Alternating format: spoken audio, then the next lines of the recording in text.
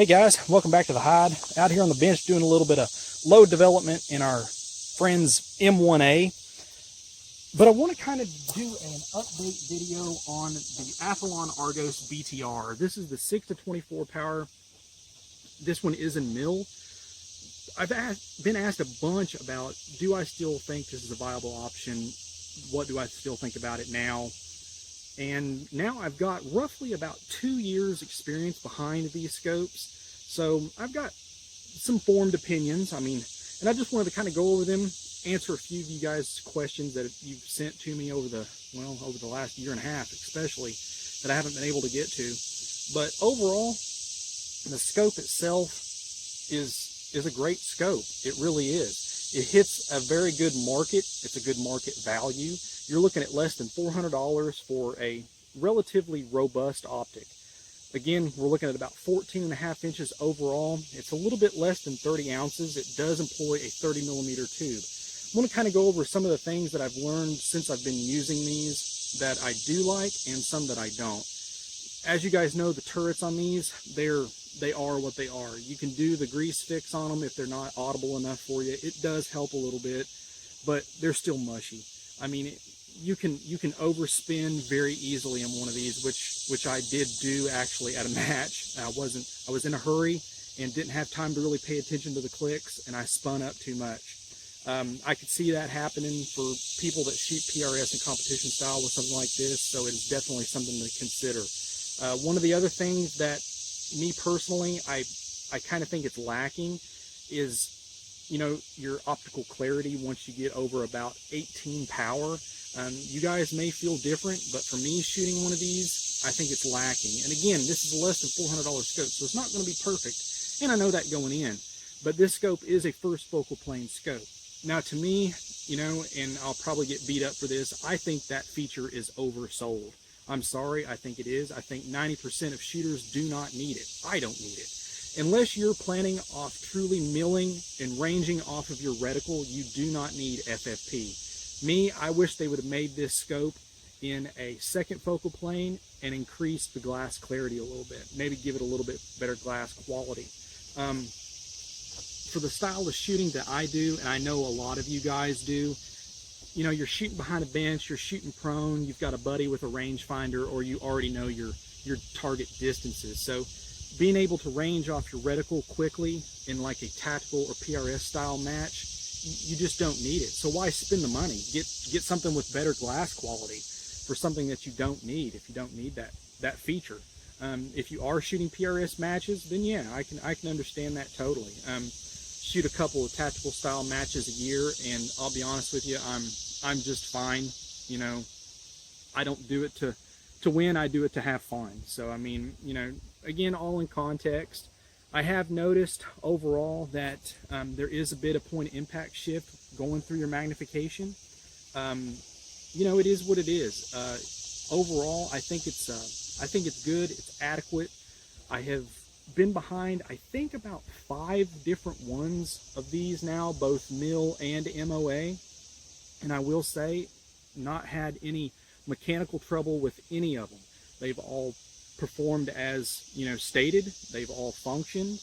The fact that everybody knows about, you know, their no questions asked warranty and all this stuff, and I'll be honest with you guys, the best warranty that you can have is the one that you never use.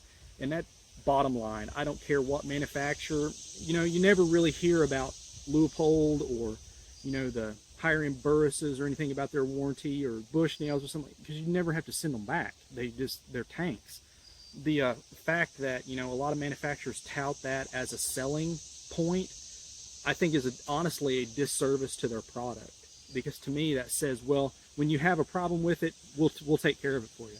Well, I don't want to have a problem with it. I want to use it. I don't want to have to take it back off my rifle and send it in. And, you know, as far as this particular model goes, I have not had to do that. And like I said, my buddy has had this one on this rifle for quite some time, and it's performed, you know, as tested. So overall, I can't really fault him for that.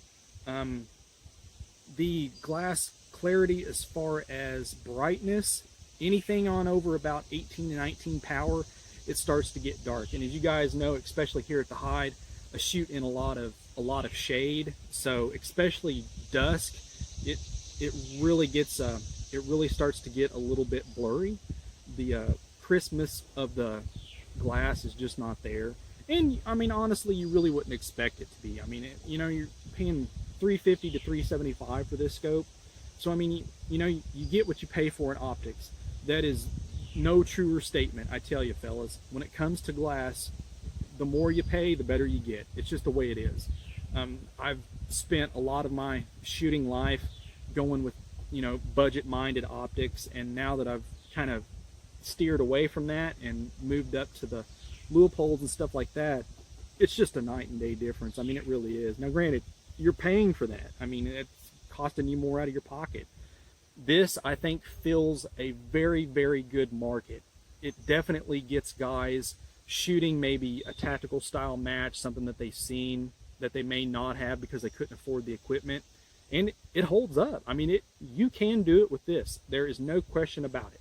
Now, would I want to be behind this scope for 6 hours in a match? No, because I guarantee you probably get a headache. But it gets you out shooting. It gets an optic on your rifle. You can go to the range, hang out with your buddies, and have a good time. Overall, you know, I mean, really bottom line, to answer the question, would I buy this scope again? Yeah, I probably would. I would like to have one of these as just a T&E optic here at the high, just to test rifles with. I think it would be good for that. If you're looking for something to get you out and get you onto the range, something a little bit more than, you know, your bargain basement cheap optics that like you might find at Walmart or something, this is by far an improvement over that. It is definitely going to serve you better than something like that, trust me. But it's definitely a good option. I would most definitely buy another one. Would I run it on my primary rifle? No, I wouldn't.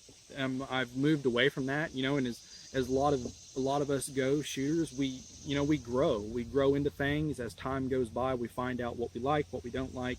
Our systems changed, our rifles changed, and our optics change. Now, if you go off and you decide that you never want anything more than this, that's perfectly fine too.